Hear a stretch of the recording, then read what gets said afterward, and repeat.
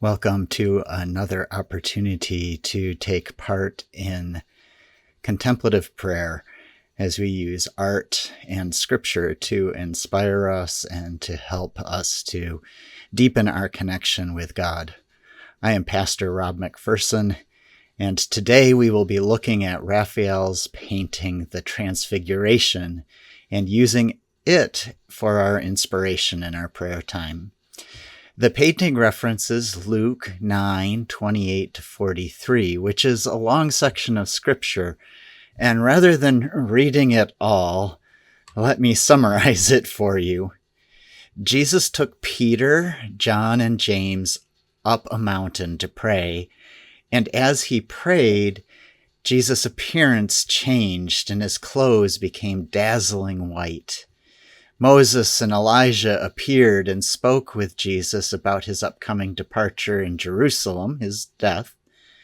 Peter, overwhelmed, suggested building shrines for Jesus, Moses, and Elijah. A cloud overshadowed them, and a voice declared Jesus as God's chosen one. The next day, a man begged Jesus to heal his son, possessed by a spirit. He explained that Jesus' disciples had tried to heal the boy, but they had failed. Jesus rebuked the spirit, healed the boy, and everyone was amazed by God's greatness. You will notice that the scripture has two distinct stories: the transformation of Jesus into his risen glory, and the healing of a young boy afterward. Raphael includes both scenes in his painting. In the upper half, he depicts the events on the mountaintop, and in the lower, he depicts the events after they've come back down. And we're going to look carefully at both sections. As I thought about these two stories, I began to think about how hard it can be to bring our spiritual lives and the wonderful mountaintop experiences with God, and bring those moments to bear upon the reality of our world with its suffering. There can be a disconnect between the spiritual and the material, the religious and the normal everyday.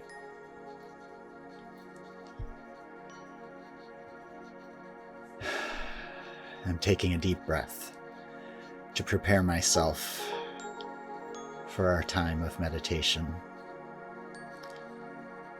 We're going to begin by reading Romans 8:18 and 19. Indeed, I consider the sufferings of the present to be nothing compared with the glory that will be revealed in us. All creation eagerly awaits the revelation of the children of God.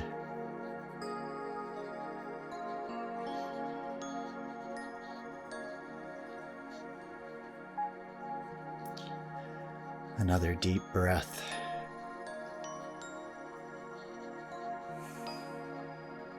As I allow that scripture to sink in.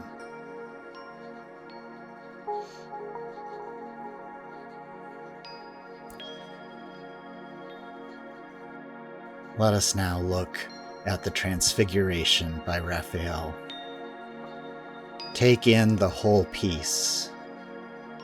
What do you notice first?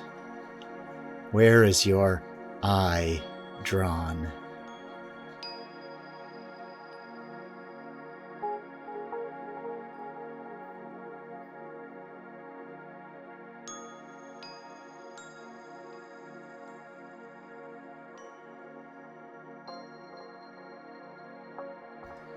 Let us look more closely at the top half of the painting. Christ floats above the ground, almost as though he is ascending to heaven. Alongside him are Moses and Elijah, also floating. Billowing behind them is a cloud that glows from within, and from which the voice of God speaks. Beneath them, Peter, James, and John are lying on the ground, shielding their eyes and their faces from the light. To the left are two other saints, the identity of which is often debated. If you were among the disciples or the saints on the ground, what do you imagine your reaction would be to the transfiguration of Christ?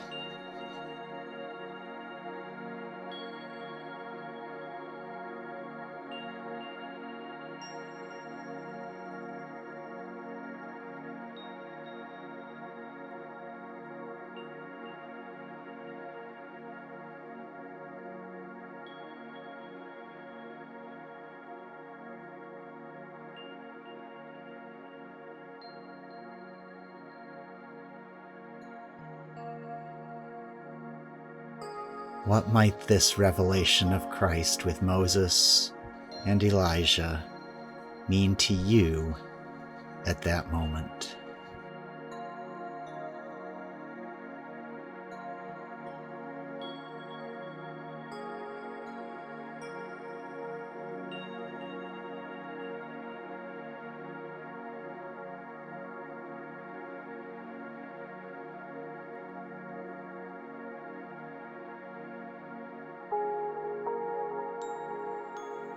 After this mountaintop experience, the disciples descended. The lower part of the painting shows two parents presenting their young son for healing. They are visibly distraught. The boy himself is torn between forces. One hand and eye reach for heaven, while the other hand and eye reach down. In the foreground is a woman in pink and blue. Some say that this is the church, clothed in the blue of humanity and the rose of divinity. Others say she's a member of the child's family. Peter is here in this part of the painting, in the gold and blue on the left. His presence reminds us that the top and bottom are two separate scenes that have happened at different times. Jesus is missing here. This is the moment when the disciples are trying to heal the boy without Jesus' help and are failing. Peter consults a Bible for help, but it is not enough. As you look at this portion of the painting, think about the places in your life where your own efforts have not overcome suffering and need.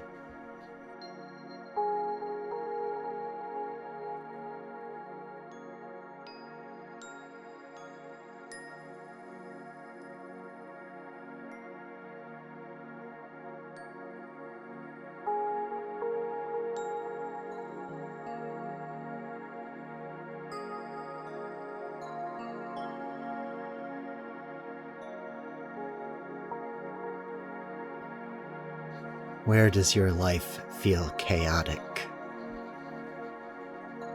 or unconnected to Christ?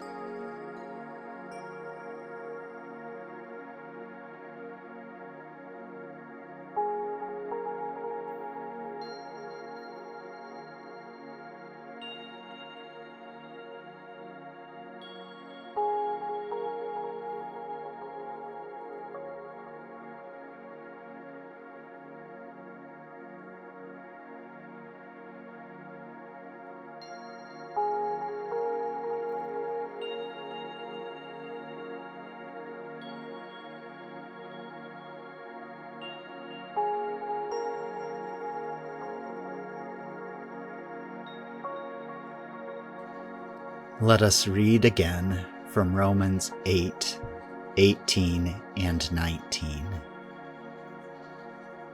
Indeed, I consider the sufferings of the present to be nothing compared with the glory that will be revealed in us. All creation eagerly awaits the revelation of the children of God.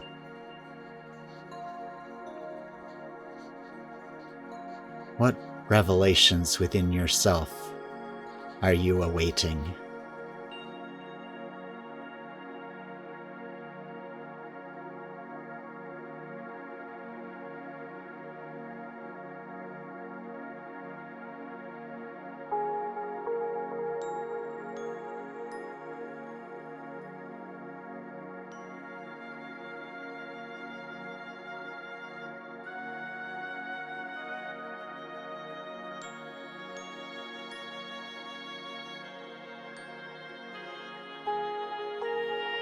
What revelations within creation are you awaiting?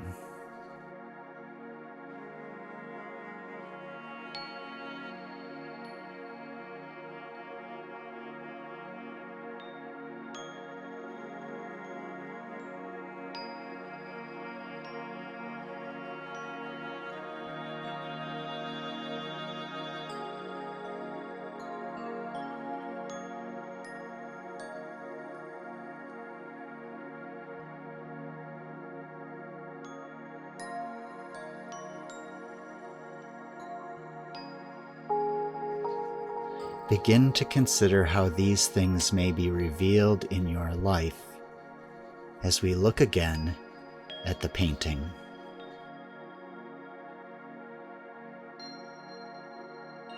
In the lower scene, several people's hands point upward.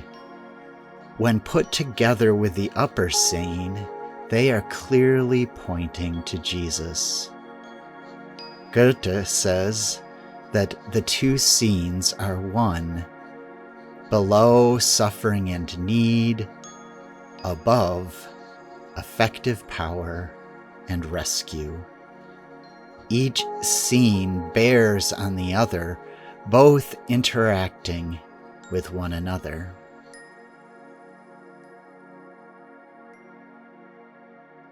How do the scripture and combined scenes in the painting bring together the spiritual and earthly portions of your life?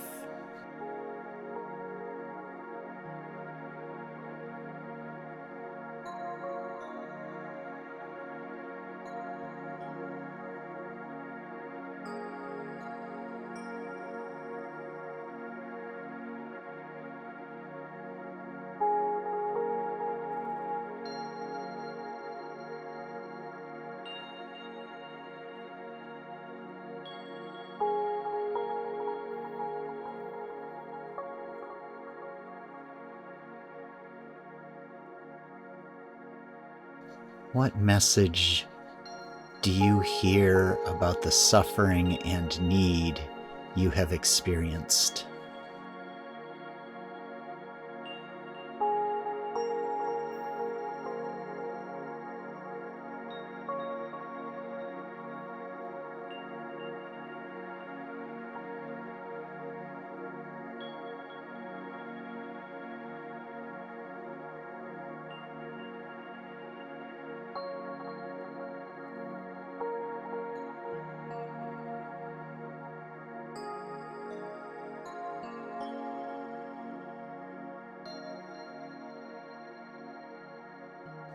What message is stirring in your soul about the potential power and healing you might find?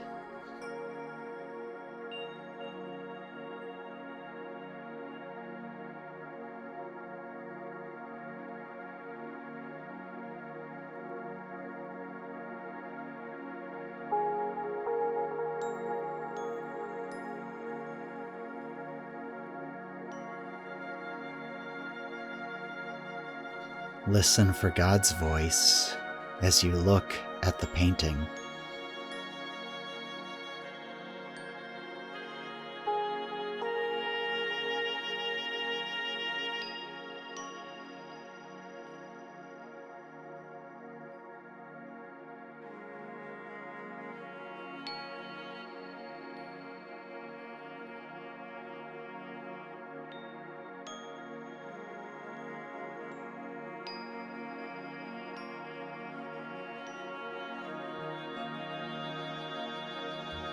Is God calling you to do something in response to the messages you have heard? If so, what?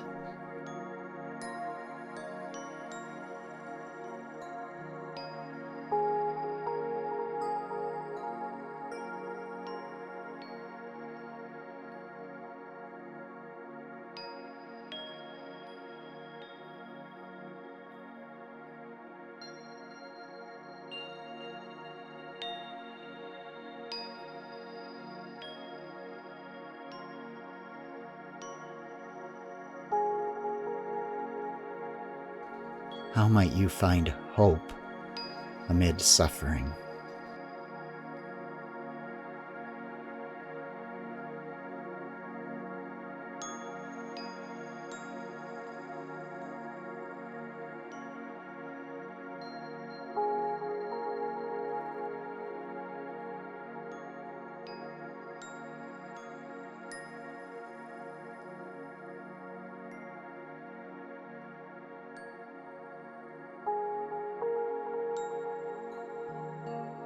How might you be revealed as a child of God in your daily life?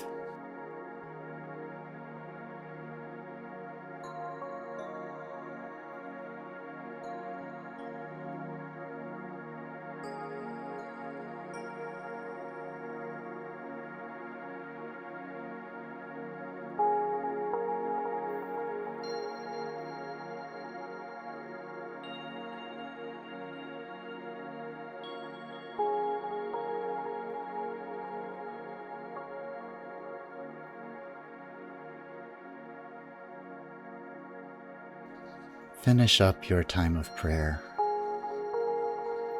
but don't let go of the messages you've heard. Hang on to them and bring them back with you as you end the prayer.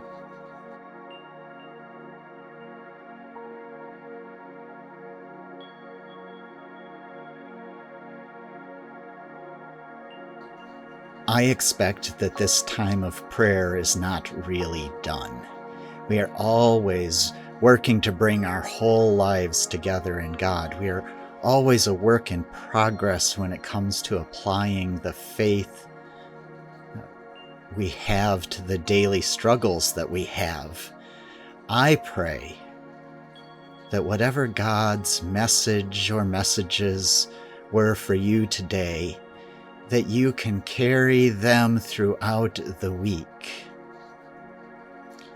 May the ever-present Spirit of God and the risen Christ aid you in that task. If you think you know someone else who might benefit from this time of contemplative prayer, please share the video with them. Until next time, be blessed.